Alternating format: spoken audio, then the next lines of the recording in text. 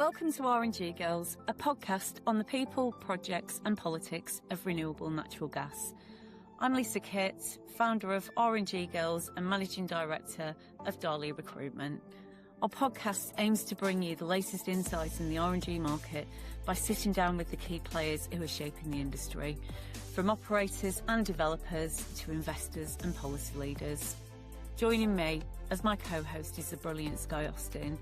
She's the sales director for StarkTech's RNG and compression division and co-vice chair of American Biogas Council. Together, we'll explore what's being built, what's being funded, and what it really takes to deliver projects in the real world. Please stay tuned for our regular episodes, and let's keep pushing the boundaries of what's possible in renewable natural gas. Welcome back to the RNG Girls podcast, where we talk about the people shaping the future of biogas and renewable natural gas. I'm Lisa Kitt, the founder of Dahlia Recruitment, where I connect the biogas industry to top talent. And I'm Skye Austin with StarkTech, where we engineer and fabricate gas upgrading systems from gas creation to pipeline. I also serve as co-vice chair of the American Biogas Council. And today's episode feels a little bit like a group opportunity to reminisce, because I think we're all still recovering from the magic that was Biogas Americas last week. Yeah, I mean, emotionally, physically, and probably nutritionally. I never want to eat another Caesar salad in my life. Yeah, I think there was definitely a steady diet of coffee, adrenaline, and airport snacks, and trying to remember what city we were in for about 5 days straight. Yeah, but I mean, look, what a week. Huge attendance, packed sessions, hard conversations, exciting conversations, and honestly, a really important pulse check where the industry actually is right now. And it also really felt like a continuation of the conversation that we started a couple weeks ago, episode 3 with Paul Green, around understanding biogas and where the industry is headed. Because once you understand the basics, suddenly all the conversations happening at Biogas Americas, offtake opportunities, think marine, the EU, the Canadian CFR, electricity demand, data centers, fertilizer markets, policy, infrastructure, energy security, it all starts to make a lot more sense. Yeah. So today, we wanted to bring on 2 people who not only attended the conference, but helped shape the conversations which were happening all week. Today, we're joined by Bryan Sievers and Sheff. Bryan is a farmer, an RNG developer, a policy advocate, and somebody who deeply is involved in helping to shape not only the biogas market, but rural agriculture, and has a really big voice in DC.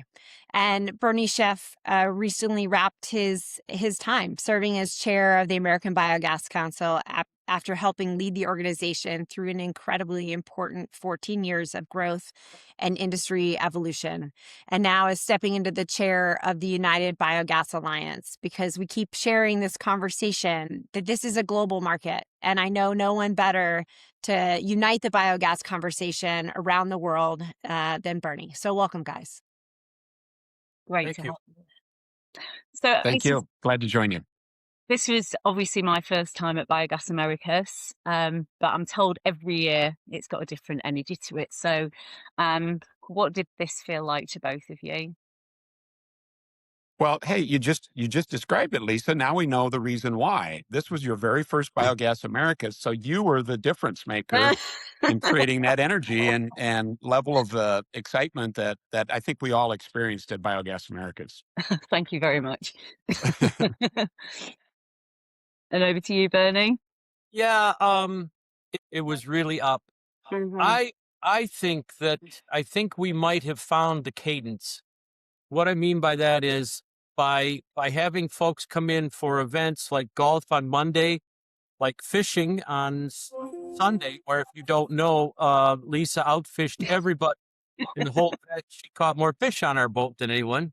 I'm closing my recruitment company down, and I'm starting to. I'm going to be a professional fisher. She outfished the boat. So I think that cadence of a couple of days where that you're really not under the gun, where you've got events and you're shaking hands and talking to people, and that just builds up this energy. And there's this thing where all of a sudden you realize there's 2,000 people, but they're all your friends. because you got to know him, in those couple days, and then to go into start Wednesday morning. I just think it was special. I think it really was special. The energy was amazing. And if anybody were to tell me that the biogas market is down in the U.S. right now, I'd have to disagree. Bernie, I think you really nailed it. One of the things that I noticed is the conversations felt, they weren't theoretical. It wasn't like someday we could make something happen. It was people actively trying to solve very real problems and constraints in real time. And it was real collaboration. Really was like less gold rush energy and more operational maturity.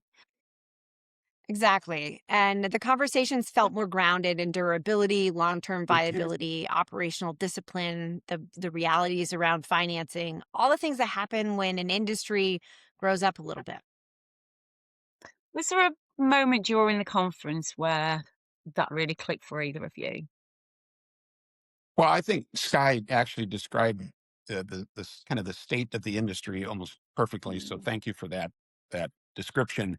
Um, I would say, as Bernie just said, I think we've kind of found the right, you might say, pace or balance in networking activities and events, both directly affiliated with Biogas Americas that were sanctioned by ABC, and also those that were kind of attached to the conference, such as the Giants of Biogas event, but maybe necessarily weren't sanctioned or supported or put on by the ABC.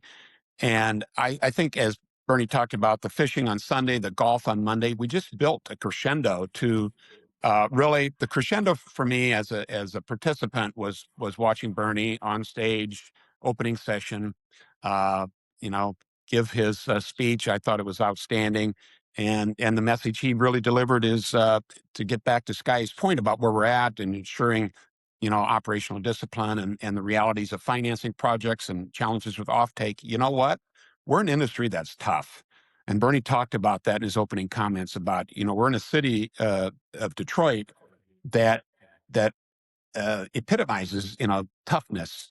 And he talked about that in his comments. And I think that that's where, the probably the peak of it for me was getting to hear my good friend Bernie talk about the industry, where we're at, how we have to continue to be resilient and tough to move forward. This industry is not for the faint-hearted, and I think that the survivors that are going to emerge out of our point in this growth of our industry are going to be those that are tough and resilient and demonstrate a clear vision on where we're going to go. And certainly we can talk more about that as we get into our discussion today. Bernie? Bryan, that was been humbled again, my friend. That was I have a different view. I mean, and it started for me walking out as they were taking down the booths, and there was a fellow there. They had the orange shoes. They made a big hit. Everybody on their booth had orange shoes, and he drops what he's doing. He jumps over the top of half of his booth there that's taken down. He shakes my hand and he says, "This was really unbelievable." He said, this is the greatest show I've ever been to. And I turned it on him. I said, "Well, thank you for coming." And he said, "Stop it." He said, "It's because of you guys. It's because of what ABC's built here that this is the way it is." And you know what? He got me blubbering. And I walked out of that place, just tears streaming down my face. I never thought it hit me that way. But it was 2,000 of your best friends all together. It was a great event. For me, it's been this last week. I hope everyone has had a chance to go in to LinkedIn and see the post. They're amazing. They're just amazing. Everybody who was there is just talking about what a great event. So mine's been a little bit that day walking off the floor last time. And, but then again, everything I've read in this last week's just really, really went right to the heart. So if you're listening man with the orange shoes. You made a grown man cry. I mean, you couldn't walk 10 feet through that expo hall without, hearing a completely different conversation. Just major conversations were happening. Yeah, I mean, one group would be talking about, the depressed market, whether it's the RINs or the LCFS and uncertainty. And, another's talking about PFAS and the realities around our operational responsibility as an industry for environmental stewardship. And others were talking about distressed assets and O&M realities, and sometimes all in the same conversation. Yeah. Yeah. And then you go around the corner and people talking about marine fuel, CO2 capture, fertilizer markets, biogas to electricity to international growth opportunities. And that's probably the most interesting tension of the week. The industry feels simultaneously under pressure and really excited about expansion all at the same time. Yeah. Bryan, what conversations did you hear over and over again? Well, I think, I tend to focus on in our business and relationship with Raceline Renewables a lot on how can we improve on-farm anaerobic digestion. Where are the efficiencies we can gain? How can we increase productivity? There were some technologies there, for example, on the floor that I really, really like. I actually got an invitation to go to Denmark to look at that technology that I think can help improve productivity on some of our on-farm digesters. This industry is what, or at least our organization is now about 15 plus years old. And we're still in our infancy, you might say, as an industry and certainly as an organization. And so we're learning a lot. A lot of these systems, ours in particular, that we have on our farm is now 13 years old. And, we've learned a lot in that first 13 years of operation. And there are some changes and enhancements we'd like to add and to allow us to be more effective in the processing of our substrates that we push through our digesters, but also more productive, more efficient, and finally more profitable. So that's where, to me, we've been able to kind of do a reset with our industry, and I think that's been really healthy for the industry and for the ABC. Bernie? I guess for me, one of the things that well, first of all, I loved Landia's tank. I thought that was so cool. I think you could go in and see how their mixer actually worked. The folks that brought compressors and things, that was cool because then you could talk about them. You could look at where the issues were. I think for me, what I was hearing over and over again was new offtakes and the potential of the IMO, of the marine fuels. I heard that is loud and clear for everyone. I thought that session, if you didn't get a chance to sit in on that session, maritime session, I thought was fantastic. Just a great job done across. I'm so proud of Lizzie and Ryan and how they've taken up the reins here at the ABC. This is what I heard over and over is what I said on Monday morning, that I've seen such an uptake of the reins by people within the ABC and within the board and executive group that it warmed my heart so that I knew that it was time. So everything Skye's been doing with the PFAS and just all of those pieces. You had a great session on PFAS, by the way. Thanks. Of that. He loves PFAS. Yeah. That's the conversation I keep hearing.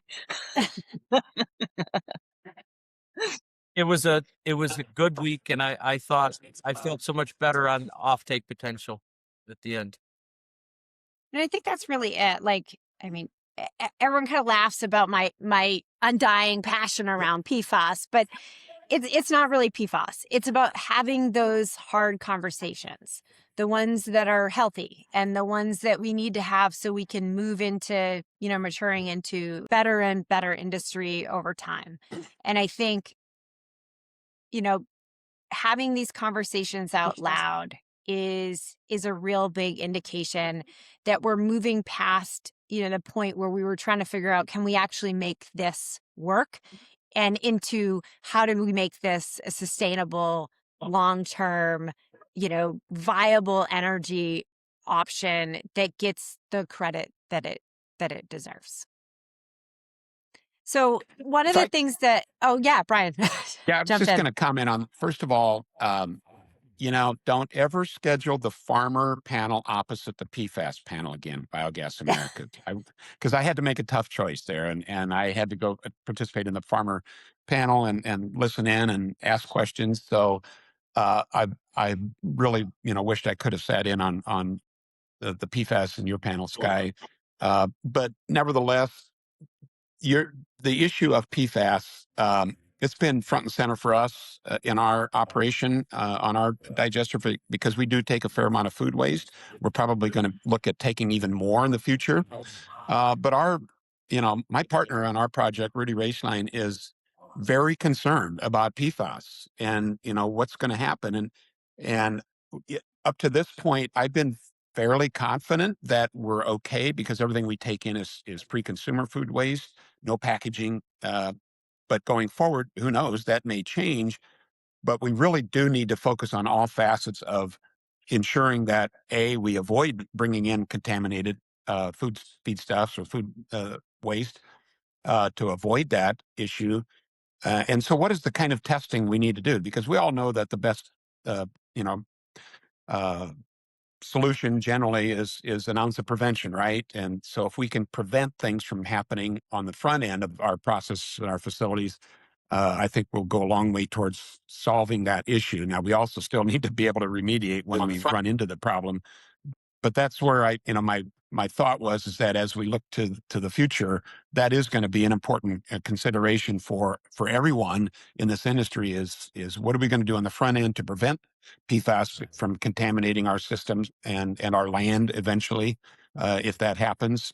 And then finally, how are we going to remediate if that happens? And so I really appreciate what you're bringing to the table, Skye, and others on this issue of PFAS and trying to make sure we stay in front of the problem as much as possible. Yeah, I mean, I think that was part of my goal was to bring forth. I mean, I'm not the expert. I'm just the one kind of waving the flag, like, hey, we need to really pay attention, and we need to talk about it out loud together so that we have strategy to move forward in a really smart way. I think our panel brought together some really good experts in the industry. And we can put in the show notes so you can have contact information to everyone. But I was really excited that people were open to have the discussion. But I was actually more excited that the people in the room with us, actually participated in that panel. They asked a lot of really great questions. And I just, it was time that the industry talk about it out loud instead of just in small circles, but more in a public forum so that we can start to make some well thought out decisions together. Yeah. Outside of my own passion project around PFAS, which, we'll see if everyone ever understands my reasoning for that. But anyways, one of the things that really stood out to me this year is the electric conversation. As an industry, it was the birth of so much of what we did and the projects that were developed. But it hasn't really been highlighted as the popular conversation for a number of years.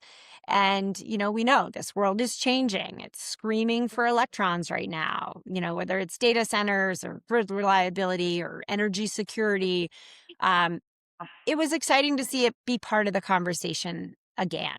And how do you both see biogas positioning itself in that conversation as we move out of Biogas Americas?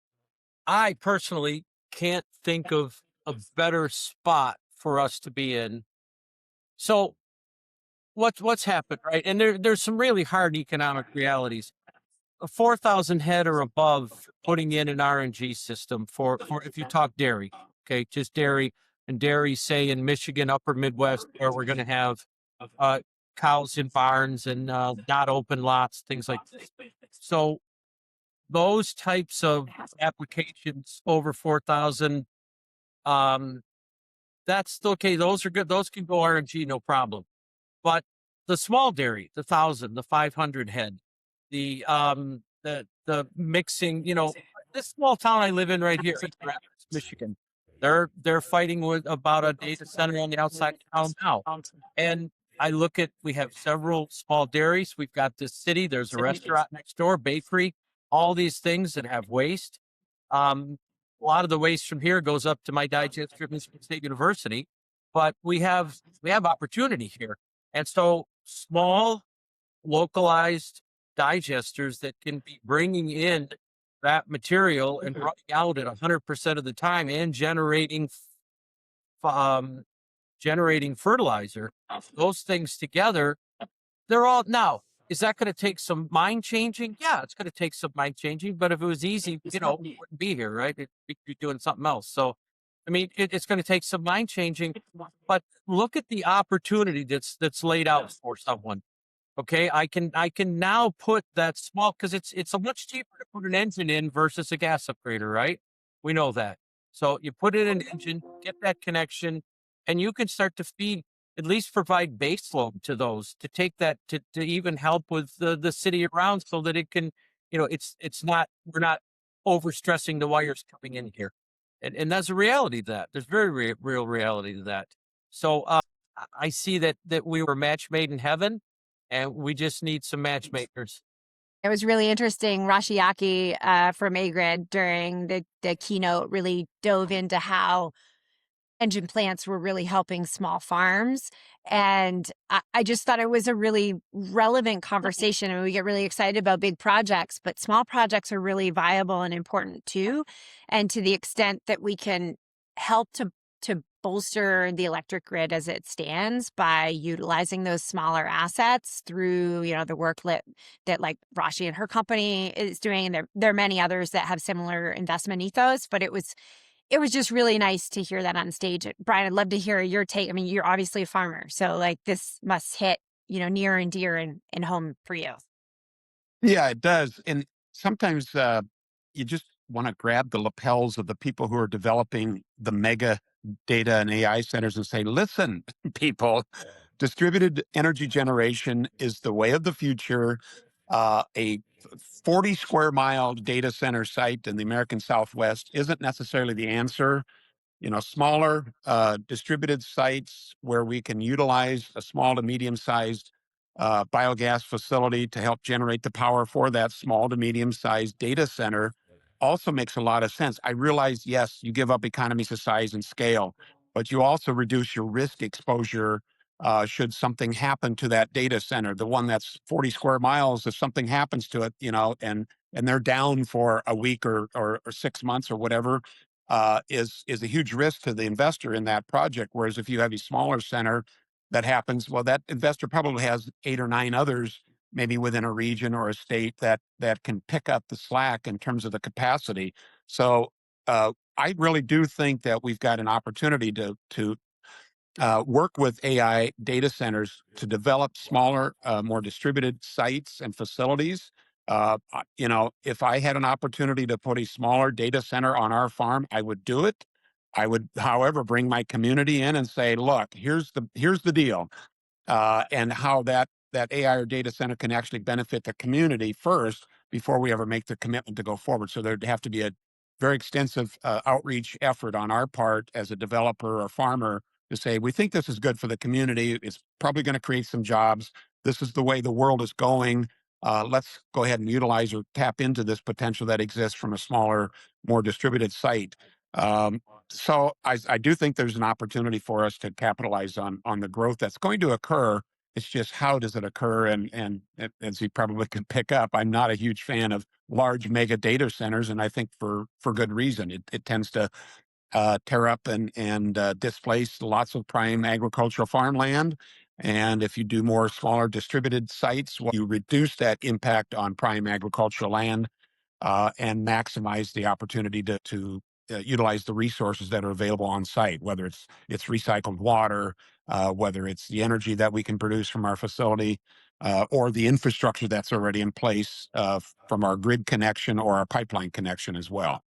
Geez, Bryan, I really hope that some data center developers are listening to this conversation, because you tapped on something that we certainly haven't talked about. But this isn't just a energy security kind of play. These smaller, more distributed, AI type data center sources actually provides us a lot of data security as well. Because if you do have something that goes down that's of a large scale, you do lose that capability. But when you have smaller, more distributed resources, you maintain the integrity of the security, both from an energy standpoint, but also from a data national security standpoint all at the same time. Sorry, that was just really an exciting thing that you actually plugged together in my brain in real time. We actually learned something coming out of COVID was in the meat processing industry. That's what happened. Our meat processing industry is highly industrialized. It when those meat processing facilities shut down, the supply chain broke. It was totally broke. And so since then, there's been an effort by both the Biden administration and the Trump administration to help support and incentivize the development of smaller, more regional, localized meat processing facilities to solve that problem going forward, to reduce that risk exposure from something happening like that. So, we've got a lot of lessons learned already, and hopefully we can avoid those kinds of mistakes in the future when it comes to AI and data centers. Yeah.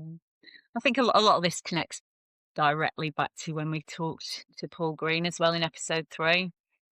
One of the things that I think people are starting to realise is that biogas and RNG aren't intermittent in the same ways as some other renewable resources are. Exactly. The waste doesn't stop, so the energy doesn't stop. And that reality becomes a really interesting in a world that's demanding constant power and connectivity. Yeah. Was there a specific conversation around electricity that really stood out for either of you?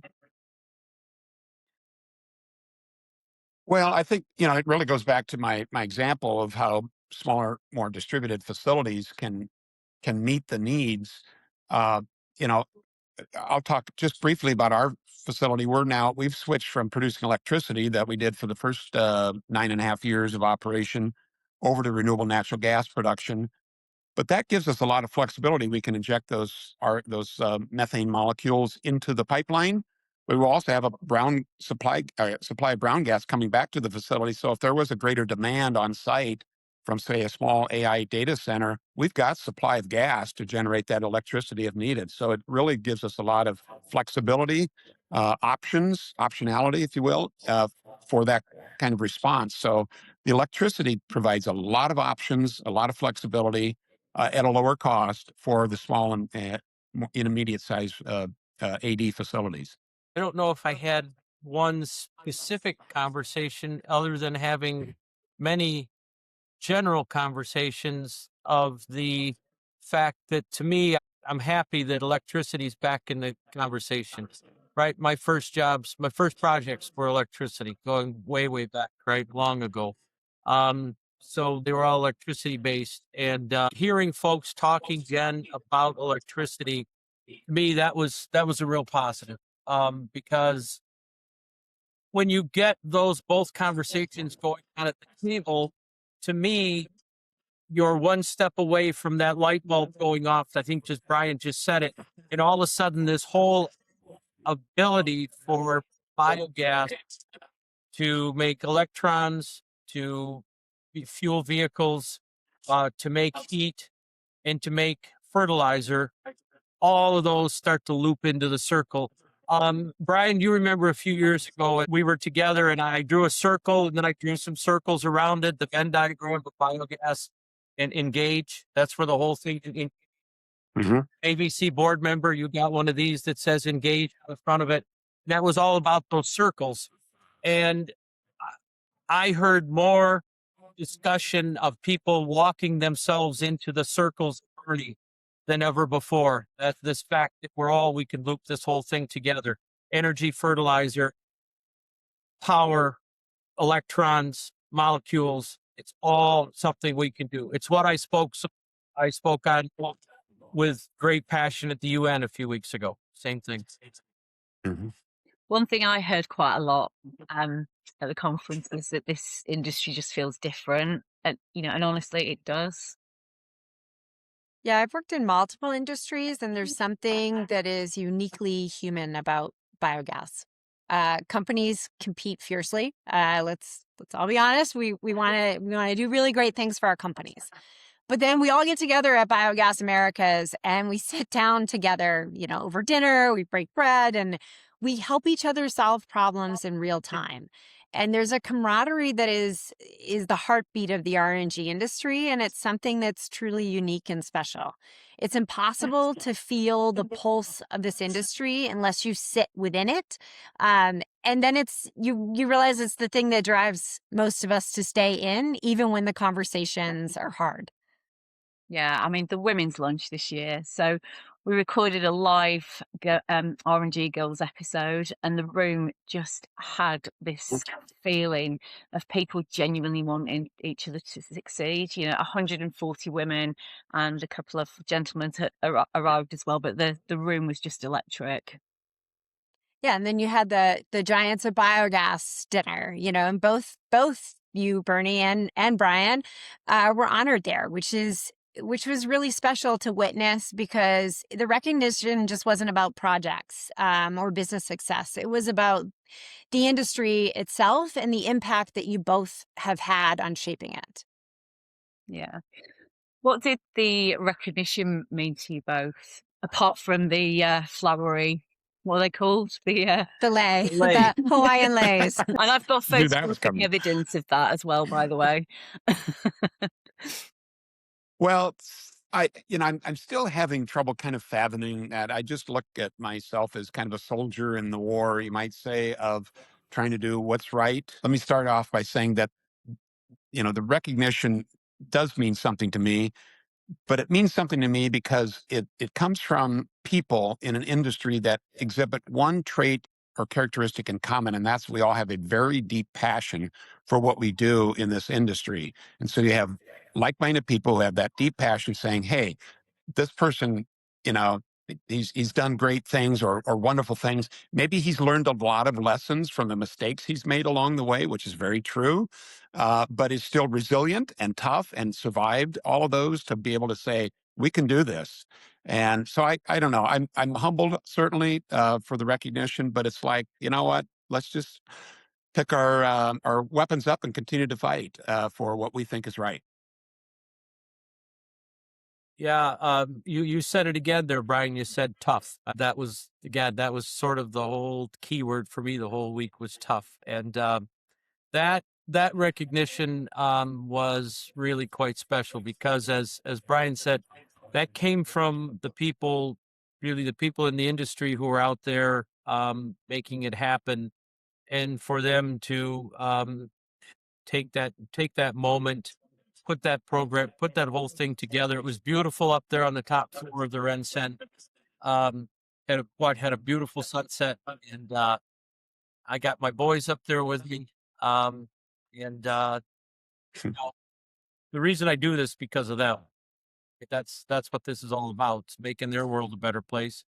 It's too late for us. Now it's time for us to take care of them and for them to take care of the ones behind them and make these changes that we know are possible. Um, that waste is being made into energy, that residuals can be turned into something, that fertilizer demand is a massive problem. When the gas price goes up, there's a gas station right there on Main Street in little old Eaton Rapids, Michigan. There's a gas station that's $4.29 this morning. And that's tough. But the other side of this is when fertilizer stops moving, people in Africa are dying. People in Southeast Asia are dying, not only because of the fertilizer, but because of LNG. When that can't get out of that strait, people are dying because that's their cooking fuel. That's the thing. So again, being recognized by that group for all the efforts that I've put in was very, very special because of the people it came from, because I was up there with Bryan. Bryan looks like this polished DC lobbyist guy, right? That's what you think of him as. I mean, he's out there. I know he's out there running that digester in the middle of the night 10 years ago, and all the things that happened, the windstorms and this and that and the other thing. Everybody's fought those battles. Everybody's been up into their knees into it. dealing with the problem. So it was a really special night. It really was wonderful, amazing. It was. Well, Bryan, we're definitely going to have to bring you back because your family farm and the story and everything is happening around that, coupled with your relentless drive to improve policy for the entire industry, deserves its own full episode. So we'll get deeper into like all the things that really, make you special and why we're so excited to have you here with us today. Thank you, Skye. Thanks. So, Bernie, this conference also marked a major transition, right? You stepped down as chair of the American Biogas Council. And first, thank you. Being vice chair, it's been a super honor to kind of serve with you for a very limited period of time, but very excited that you're not really going anywhere. We'll touch on that in a second. But this organization has grown tremendously under your leadership. After 14 years, I know you started to touch on it, but what made now the time, made it the right time? All of the people that have stepped in and stepped up. And I realized that you, for one, Bryan. Thank you. Bryan, Bryan moves to DC, when we have this, when we did the biogas blitz last year, Bryan jumped right in the middle of that thing with me and we got that going. And Raceline came and helped with that. All of the different folks that responded, I mentioned them before, and if I miss a name, I'm sorry. Ryan and Lizzie with the IMO. I saw this time that everything was coming together. I could really just see it all starting to work. And I said, you know what? Now's the time to step back. And it's 14 years. You got, sooner or later, you got to do something else. So it was time, and this was the best time. And being in Detroit, I had grown up, and my family's roots are all right there in that city. That was the time. And now you've got Randy Beck, who's stepping into the leadership. It feels important too, because it reflects where the industry is evolving. So there's recognition that the future of biogas requires strong advocacy for both digester projects and landfill gas projects. Yeah, and that balance really matters. And although it's always been an ABC priority, I think the shift in leadership just puts it front and center that, we're putting a highlighter across the work that we'd already been doing around landfill policy right next to the work that we're doing around digester-based policy. Because this industry only really moves forward if we stop viewing this as sectors, as competition, or that it's landfills or digesters, and start really recognizing that each of these things are pieces of the puzzle that makes up biogas. What does the ABC need to become over the next few years? Well, we need to keep growing. We need to keep expanding. I want to hear Bryan's response here too, but we just got to keep growing. We've got to keep expanding. We have to reach out to these smaller opportunities. A small landfill is like a small dairy, like a small hog farm, like a chicken facility. We don't take even near amount of the energy that those areas are. We don't get all that right now. The small landfill is perfect to go to electrons to feed a data center, right? So I think we start looking, all of the sources can be bunched together as this is where the biogas comes from. The ABC must now go forward and find all of those places to put that energy. That's where the ABC's got to be doing. We have to be expanding offtake. And like Bryan just said, grabbing those people up by the lapels and saying, here's your opportunity, do it. I want to, first of all, Bernie has always talked about the ABC being the big tent when it comes to the organization for this industry. And I think we've all fully appreciate and respect that. And I would like to see that tent grow even bigger. And not only make sure we appropriately represent and lead in the area of landfills, on-farm food waste, industrial digester facilities, but also those added or additional ecosystem services and benefits that are provided from anaerobic digestion. Anaerobic digestion on our farm is the center of our operation now. And maybe that's what we can get into at some point in a future podcast. But that, that center also brings into the many other attributes that go with anaerobic digestion. And besides, producing either electrons or molecules, those are the things that pay the bills and maybe keep the mortgage lifted. But the thing that really creates wealth for those who are developing and running projects on farms is the health of our soils that come from the digestate we use. And so that big tent, I'd like to see our tent include that part of our industry on how we're really not only creating revenue and income from energy, renewable energy that we're producing, but also the wealth that we're creating for the producers and the partners we work with in whether it be food waste, agriculture, or a community that has a landfill project. Taking that digestate, using it to improve soil health and organic matter content, I think that part of the tent needs to be widened and made bigger for our trade association. Yeah, I mean, it all comes back to the conversation around, us being fundamentally aligned around environmental stewardship, right? Like that is the heartbeat behind it all, right? We're all hoping to do something that makes a difference. And I think we all have our own contributions, like to the footprint that we're leaving in the sand, so to speak, as we walk this earth. But I hope that part of my contribution is to leave the world a little better for my kids and my grandkids. And I find that, that I think is the heartbeat of this drum that you guys are talking about when you talk about the industry. So, I kind of get a little emotional because I think it's the one thing that makes our industry so dang special. Yeah. It's the people. So I've been just kind of thinking about what's next. Bernie, what is this burning piece of, we all have our own moment of optimism when it comes to this industry, but what is that, that pinpoint of optimism for you? It's definitely the marine offtake. That's where this goes. Because if you were, and Heather just put it such an eloquent point a couple of weeks ago. She said, you set a worldwide price point on RNG, and this industry is going to blow up.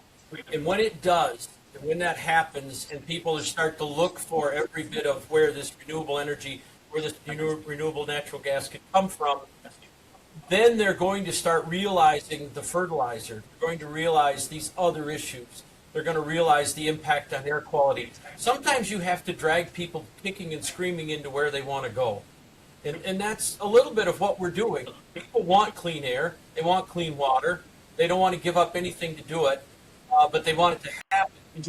But if you, it's like that. It's that the poll that ABC did, but as part of the Blitz, right? What did we find out when you told people that biogas makes energy, right? And you can fuel trucks, heat buildings, and it makes fertilizer, and it can clean up the air, and it can take, we can stop putting things into the water because we digest up front and get that, so we're not land applying bad things.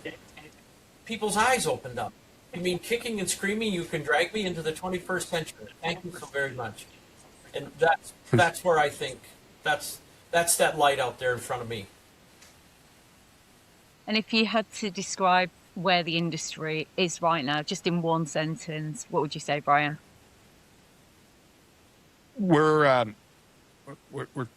transitioning from rapid growth to a period of stability that gives us an opportunity to improve our processes and outcomes. Very well said. Bernie? Well, I've said it before, I still believe we're nascent because I think, and it's exactly what Bryan said, right now the foundations are really becoming strong because, right, we had this rapid expansion. We're finding out the things that shouldn't have been done, should never be done again. We're setting that good, solid foundation. We're building the bents over the rivers right now, and we're ready to run that track over the top when the new demand shows up. Exactly. It's like we're crossing from possibility into responsibility. It's scaling responsibility, operating better, financing smarter, and earning the long-term trust of the people that we're here to try to serve. And those are harder conversations. but probably the healthier ones. Exactly. You know, if episode 3 was about helping people understand what is biogas, this episode is really understanding where the industry goes from here. Very well said.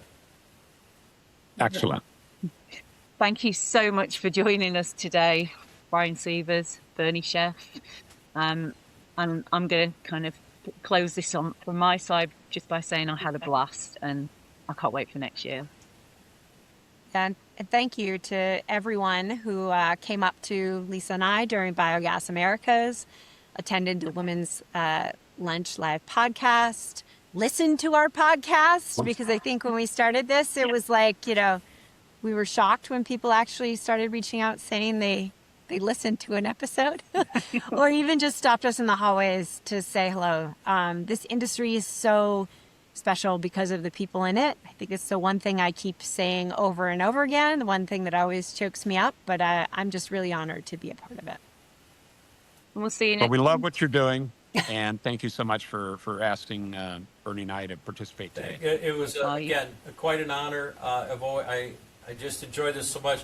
By the way, you mentioned people listening. So if you'd have been on the fishing trip, my dear friend, old friend was there with us, a buddy of mine who came fishing, Chuck Lacey, you met. Oh, yeah.